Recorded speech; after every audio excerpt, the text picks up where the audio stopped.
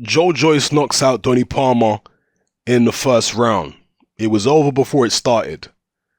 I had looked at Donnie Palmer prior to this fight, and I did mention in my pre-fight preview video that Donnie Palmer did not impress me. He just looked like a big guy that was big for nothing and didn't really bring anything to the table in terms of fighting ability. And I think it's fair to say, even if you hadn't seen Donnie Palmer, after watching the Joyce, I was going to call it a fight, but you couldn't really call that a fight.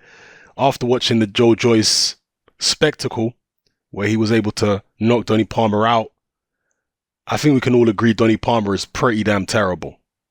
Yeah, big guy, came with an interesting story. He's actually a school teacher, and he was shot. I don't know how long ago it was, but he was shot for beating up his sister's boyfriend, who had previously, I guess, hit his sister. So it was an interesting story and whatnot, but none of that matters in a boxing ring. All that matters in a boxing ring is, can you fight? Donnie Palmer clearly, certainly at this kind of level, cannot fight. So in terms of what happened in the fight, if it's not on YouTube, I can describe it to you very quickly. Joyce came out, he circled the ring a couple times, he threw a few jabs, he unloaded a combination on Donnie Palmer a few seconds into the fight, which was mainly blocked on Palmer's arms and gloves. He circled the ring a little bit more, jabbed Palmer a couple times to the body, and Joyce was moving his head. Joyce, not very well coordinated, does look awkward in his movements, but there's athleticism there because of the fact this guy can move. So he was moving his head a bit better than I've seen him before. He was using his legs, and he showed in the Ian Lewison fight that he's got, good legs on him. He can move around the ring very well for a big man. So he moved around a little bit more, and then he shot a straight right hand over Donnie Palmer's low left, and down Donnie Palmer went, all 6'10" of him. He did get up before the count of 10, but the referee deemed him in no condition to continue and waved it off. So yeah, that was the fight in a nutshell, and it probably took me longer describing what happened in the fight than it actually took in reality, the fight itself. It was very, very short. I'm not sure what exactly it was in terms of whether it, in seconds, because it was in seconds rather than minutes. It might have been, I don't know, less than a minute the fight lasted for. Maybe it was just over a minute. I don't know. One of you guys could probably tell me in the comment section below. Now, a lot of people are dismissive of Joyce. They say it's an accident waiting to happen. They say he's, the next hype job, this, that, and the other, a knockout waiting to happen. I've seen some people say, I don't think so. I don't think so. I don't think Joyce is a David Price or anything like that. I really don't think so. That's what some people seem to be suggesting. And those people, my advice to them would be to dig into Joyce's amateur background, to go and have a look at him in the World Series of Boxing. Joyce is tough. He's not some knockover job for somebody out there. I do not think so. This is a guy who sparred hundreds of rounds with Anthony Joshua. Now, what does that tell you? If you've sparred hundreds of rounds with Anthony Joshua, you must be durable, or else why would he keep bringing you back?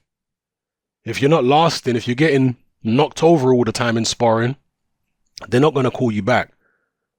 They want someone who can give Joshua rounds, and Joyce has been that guy for years, giving Joshua rounds in the gym. And I know it's not the same as a fight, but believe you me, Joshua knocks plenty of people out in the gym.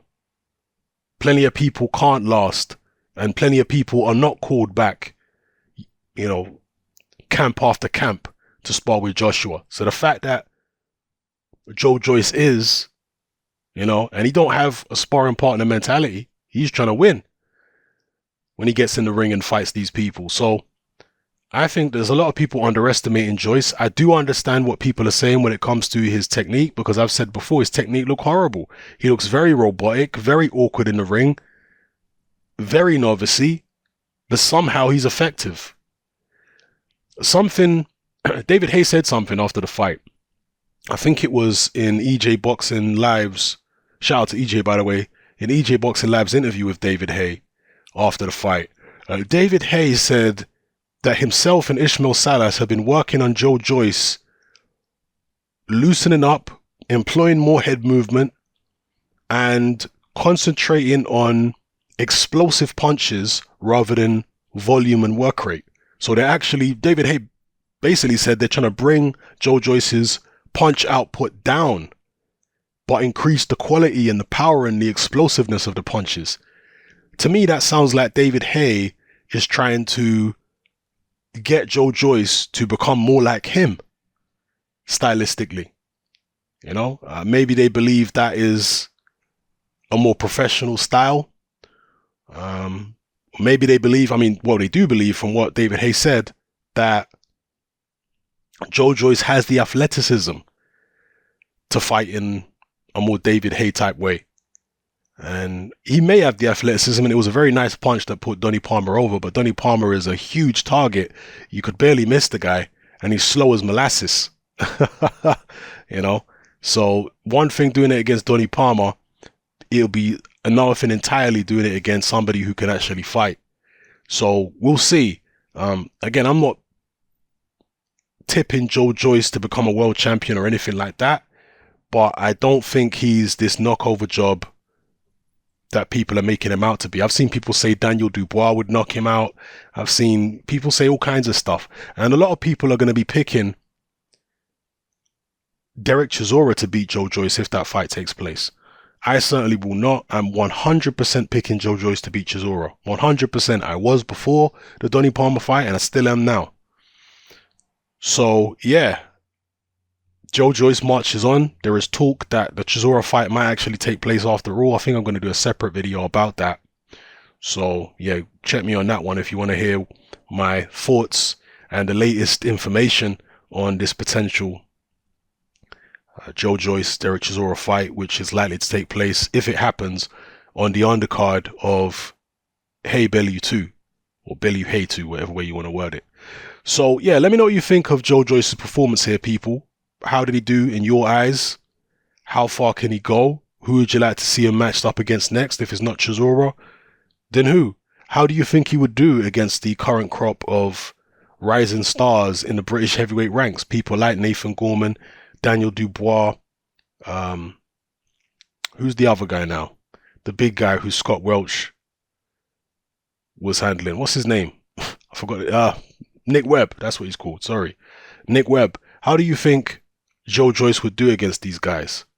Personally, I think he would do a lot better than people are currently thinking. In fact, I might even pick, at this point, if he was to fight any of those guys right now, I'd probably pick Joe Joyce to beat all of them.